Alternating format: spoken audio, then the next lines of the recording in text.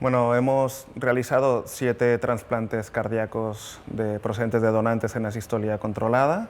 Esto es un dato importante porque con los 20 trasplantes que hicimos el año pasado representa más de un 30% de los trasplantes que hemos hecho aquí en el hospital, ¿no? En España se han hecho un total de 37 trasplantes procedentes de estos donantes y esto representa cerca del 11%, significa que estamos por encima de ese porcentaje.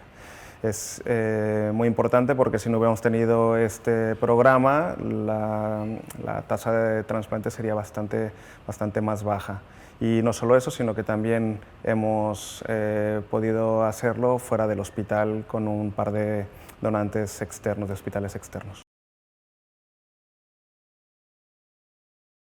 Bueno, lo principal, yo creo que es primero contar con un protocolo. El protocolo lo tuvimos, fuimos el primer centro autorizado en Cataluña y también de los primeros a nivel nacional. Esto significa que, bueno, que tenemos la autorización y como segunda parte fundamental es la experteza de los profesionales, ¿no? El poderlo hacer significa que tenemos un training específico para poderlo hacer y, como mencionaba antes, no solamente para hacerlo aquí en el hospital, sino que podemos trasladar esta experteza a otros centros que tiene la autorización para la donación.